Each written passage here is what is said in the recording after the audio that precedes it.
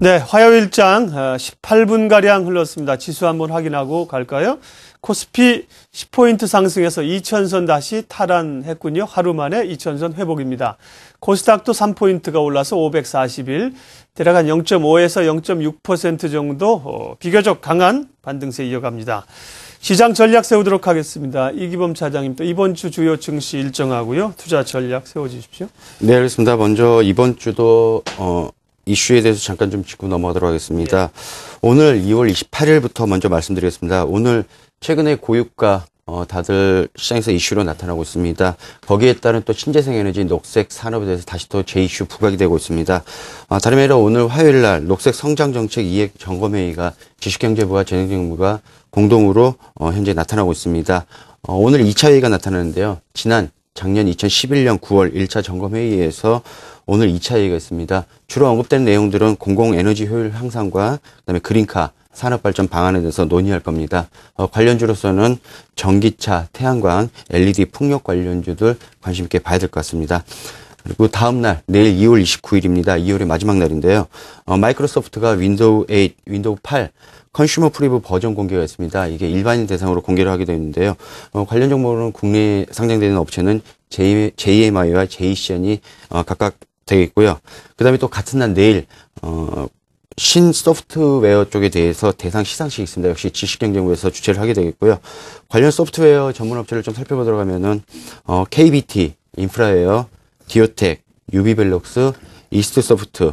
아무래도 이제 최근에 거래소 종목들이 조정에 대해서 좀 대비를 둔다면은 아무래도 상대적으로는 스몰캡 쪽에도 좀 관심을 좀 가질 필요 있겠습니다. 그리고 다음 날인 3월 1일, 첫날은 국내 시장은 휴장입니다. 국경일로 3일절 휴장이고요. 근데 이날 제21회 국제 임신 출산 육아용품 전시회가 코엑스에서 열리게 됐습니다. 그래서 관련주 역시 스몰캡인데 아가방 컴퍼니, 보령 메디앙스고요. 이번 주 금요일은 뭐 특별한 일정이 이제 잡히지 않습니다. 그리고 오늘 관심 업종과 시장에 대해서 잠깐 좀 코멘트하고 넘어가도록 하겠습니다. 최근에 시장 글로벌 증시는 미국 경제지표 호조, 그 다음에 유럽발 리스크, 그 다음에 아시아 시장에서는 중국과 일본이 나홀로 승승장구로서 시장이 상당히 좀 강하게 나타났었습니다. 그러나 이제 최근 중국 시장과 일본 시장이 좀 잠재해지고 고유가에 따른 시장에 대해서는 종목을 선별적으로 좀 대응해야 될 필요가 있겠습니다. 먼저 이제 중국과 일본 시장에서 계속 기대감을 갖는다면 관련 업종인 철강과 기기 업종에 좀 관심을 가질 필요 있겠고요. 오늘 또 역시 수급과 현재 2000포인트까지 지수를 끌려왔던 대장 업종인 전기전자 업종 꾸준하게 지속 관심 가질 필요 있겠습니다. 그리고 또 하나 조선업종 최근에 2012년 들어와서 중국을 따돌리고 다시 고부가 가치인 해양 플랜트 산업 쪽에 있어서 마진 수익이 계속 늘어나고 있습니다. 그래서 전기전자와 조선업종 좀 관심 있게 좀 봐야 될 것 같고요. 상대적으로 또 최근에 또 나타나고 있는 일본 엔화 약세에 따라서 자동차 업종이 다소 경쟁력이 경쟁 원가력이 좀 부담된다는 얘기 있습니다. 그래서 오늘 또 역시 자동차들이 좀 힘을 못 받고 있는데요. 단기적으로는 자동차주에서는 신규 매수보다는 좀 가지고 있는 비중 축소, 그 다음에 조금 더 저점 확인한 다음에 매수 관점을 좀 봐야 될 것 같습니다. 마지막으로 기술적 분석 짚고 넘어가겠습니다. 전일 같은 경우 2000포인트가 종가 기준으로 무너져서 시장에 좀 우려감이 좀 나타났습니다만은 당분간 현재 추가 상승 모멘텀 부재 속에서는 2000포인트 탈환에 대한 강한 거는 좀 기대는 좀 어려울 거 보입니다. 다만 21선이 2000포인트와 1995포인트 사이에 있기 때문에 21선 지지 여부를 반드시 좀 먼저 체크하실 필요 있겠고요. 만약에 지수가 외국인들 매수 강도 약화, 기관들 다시 펀드 환매 나타나서 지수가 추가 하락시 나타난다면은 일봉상으로는 61선, 주간 차트로는 21선인 1910포인트까지는 추가 하락 염두에 두시고 반드시 리스크 관리에 중점을 좀 두셔야 될 것 같습니다. 역시 이번 한 주간에도 3월달에도 역시 마찬가지로 외국인들 매수 여력 강화, 그 다음에 기관들 매도세 진정, 오늘처럼 드라마틱하게 투신권들 매수 전환 반드시 좀 지켜봐야 될 것 같습니다. 그리고 다음 주 푸드오플 만기, 3월 옵션 동시 만기했습니다. 평균 베이스가 오늘 0.6대로까지 떨어졌는데 베이스에 따른 프로그램 매매 영향 반드시 체크하시고요. 누누이 말씀드립니다만은 삼성전자 주가 추이 반드시 체크하시기 바랍니다. 네, 이기범 차장의 전략이었습니다. 일본의 그 디램 업체 엘피다의 파산 보호 신청에 따라서 국내 반도체 업체들이 오늘 좋은 주가 흐름을 보이고 있는데요. 이와 관련해서는 박현경 위원님께서 분석을 해주신다고요? 예, 그렇습니다. 전일 국내 증시 장 마감 이후에 세계 3위의 디램 업체인 일본의 엘피다가 결국 파산 보호 신청을 했습니다. 속된 말로 망했다거나 문을 닫는 것까지는 아니고요. 망하지 않게 유예해달라라는 신청으로 보시면 되겠습니다. 엘피다는 작년 기준으로 디램에서 12.2%의 점유율을 차지하고 있어서 삼성전자와 하이닉스의 뒤를 이은 세계 3위의 업체입니다. 또한 스마트 기기의 확산과 함께 시장이 계속해서 커지고 있는 모바일 디램 쪽에서는 점유율 18%로 3위인데요. 2위인 하이닉스와는 1% 차이에 불과한 점유율입니다. 사실 반도체 업계의 고통은 어제 오늘 이야기가 아닙니다. 2008년도에 금융위기가 발발한 이후에 세계 5위였던 독일의 키몬다가 이미 파산을 한 바가 있고요. 대만의 프로모스의 경우에는 작년 9월부터 이미 주식시장에서 거래가 중단되었고 3월 달에 아마도 상장이 폐지될 것으로 예상이 되고 있습니다. 엘피다의 경우에도 금융위기 이후에 일본 정부와 채권단으로부터 계속되는 자금 수요를 받았지만 반도체 가격의 약세로 인해서 현금 상황이 어려워진 데다가 또 현금이 없다 보니 미세 공정 전환에 어려움을 겪으면서 경쟁력이 크게 떨어졌습니다. 여기에다가 그리스 사태 이후에 엔화가 계속해서 강세를 보이면서 또한 가격 경쟁력 또한 떨어지게 되었죠.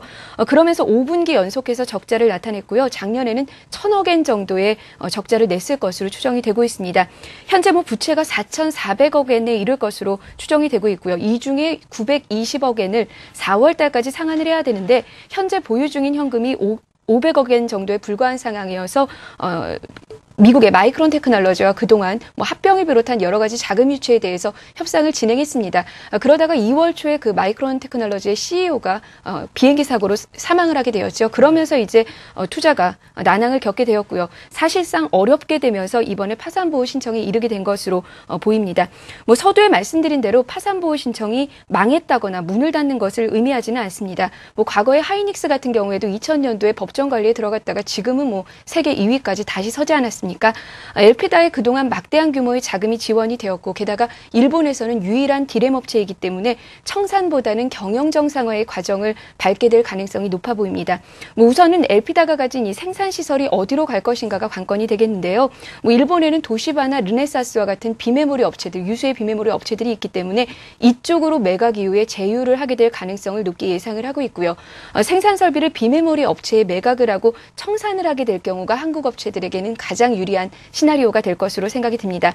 반면에 마이크론과 같은 메모리 업체 쪽으로 매각이 될 경우에는 좀 더 강력한 3위 업체가 등장을 하게 되면서 좀 그 부분에 대한 부담감이 나타날 수도 있겠는데요. 일단은 합병 과정에서 생산 설비에 손실이 발생하기 때문에 우리 업체들에게 크게 부정적이지만은 않을 것으로 보입니다.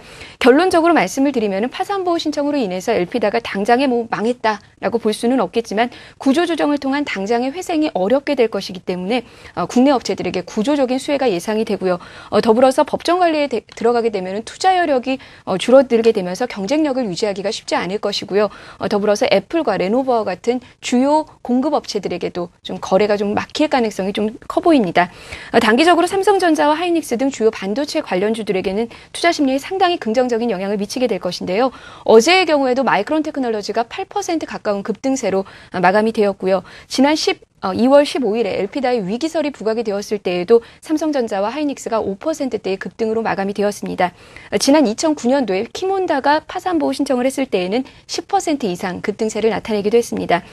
더불어서 반도체 장비주와 비메모리 관련주, 유진테크나 원희가 EPS, 주성엔지니어링, 그리고 STS 반도체, 시그네틱스, 하나마이크론과 같은 종목들에게도 긍정적인 관점을 제시를 해드립니다.